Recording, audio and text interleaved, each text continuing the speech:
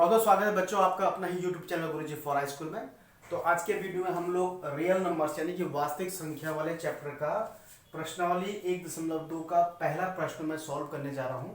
पहले प्रश्न में एक्चुअली में 4-5 भाग है इसके, तो मैं यहाँ पर बेसिकली आपको 3 ही भाग करवाऊंगा।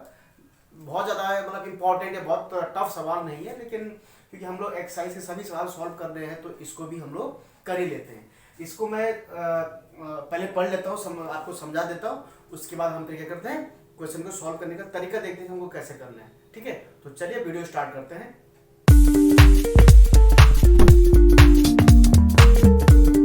तो बच्चों ये रहा सवाल आपके सामने, आप पढ़ सकते हैं। प्रश्न नंबर 1 है, निम्नलिखित संख्याओं को अभाज्य गुणनखंडों के गुणनफल के रूप में व्यक्त कीजिए। थोड़ा समझना पड़ेगा, अभाज्य गुणनखंडों के गुणनफल के रूप में व्यक्त कीजिए। दो बात यहाँ पर लिखी हैं, अभाज्य गुणनखंडों के गुणनफल के रूप में व्यक्त कीजिए।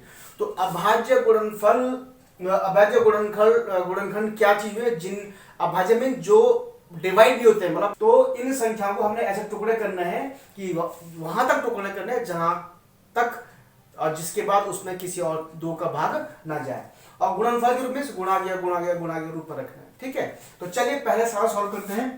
पहला नंबर आपके पास है 140। तो 140 को हमने गुणनखंड के रूप में व्यक्त करना, तो देखिए भाग विधि से सिंपल सी बात है। 140 का अगर हम भाग विधि से अगर सॉल्व करें इसको, तो देखिए आप, अब क्योंकि ये सम संख्या है तो 2 का भाग जाएगा, तो आप देखिए 2 7 14 17 आ गया। फिर 2 का भाग जाएगा 35 19 70। अब इसमें जो है 5 का भाग जाएगा, 5 7 35। ठीक है, अब इसमें 7 का बजाएगा, 7 एकम 7। ठीक है, 7 एकम 7, तो ये लास्ट में 0 आ गया। तो हमारे पास जो है ये जो खंड आ रहे हैं, जो हमारे पास ये संख्याएं आ रहे हैं, गुणनखंड आ रहे हैं, ये आएगा। तो 140 हम लिख देंगे 2 गुणा गया 2, 2 बार है, 2 गुणा गया 5 गुणा गया 7। तो ये बराबर जाएगा, देखो 2 क्या 2 बार है, तो इसको 2 का स्क्वायर लिख देंगे। ठीक है, गुणा 5 गुणा 7, गुणा 5 गुणा 7, तो इनको गुणा करेंगे तो 140 से आएगा। देखो ये 4 है, 5 20 और 20 7 140। तो ये 140 का गुणनखंड हमने निकाल दिया। तो यहाँ पर ये कह रहा है कि अभाज्य गुणनखंडों के रूप में व्यक्त कीजिए। तो देखिए अब क्या है, इसके बाद यहाँ पर इनके खंड नहीं हो सकते हैं। 2 का खंड क्या करें, 2 का खंड क्या, 2 एकम 2 दोबारा होगा।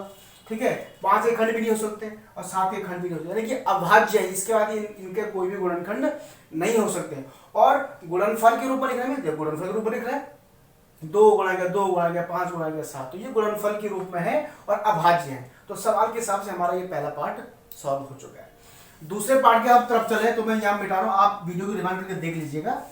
दूसरा पार्ट आपका 156 है, 156 है। तो वही सेम चीज करेंगे, 156 दोबारा देखिए, क्योंकि 156 लास्ट में सम संख्या है तो 2 से भाग जाएगा पहले इसमें। ठीक है, अगर विषम हो तो 3 से करेंगे या 5 से करेंगे। तो 2 से भाग करेंगे तो 2 से 14 हो गया। ठीक है, और 15 में 14 गया 1 बचा 6, तो कितना हो गया 16, तो 2 8 16। ठीक है, फिर 2 को जाएगा क्योंकि 8 है, तो ये 2 3 6, 2 में 18। अब देखिए यहाँ पर 39 है, 9 है, तो यहाँ पर जाएगा 3 का जाएगा सी से भाग, 3 एकम 3 3 3 9 3 3 40। अब इसके बाद जाएगा 13 है, तो 13 में सिर्फ 13 का ही भाग जाता और किसी का भाग नहीं जाता। तो इसका मतलब इसके बाद करेंगे 13 एकम 13, लास्ट में 0।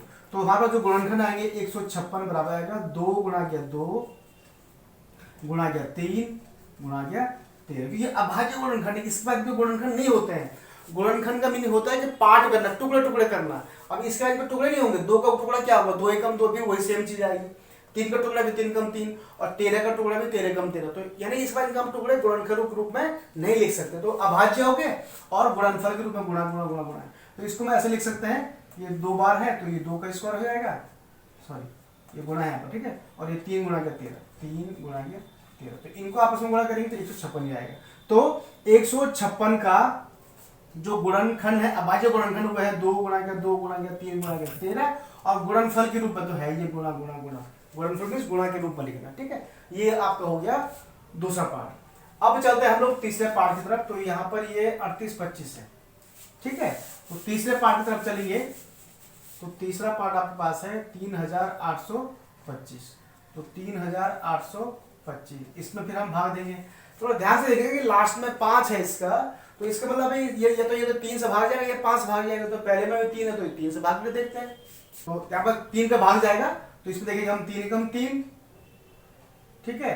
ये आपका 3 दूनी 6, 3 दूनी 6, 8 में 6 गया 2 बचा, फिर 2 ये हुआ तो 3 7 21, फिर 1 बचा 15 हुआ तो 3 पंजे 15, ये 3 बार चला गया। फिर इसे इसमें 3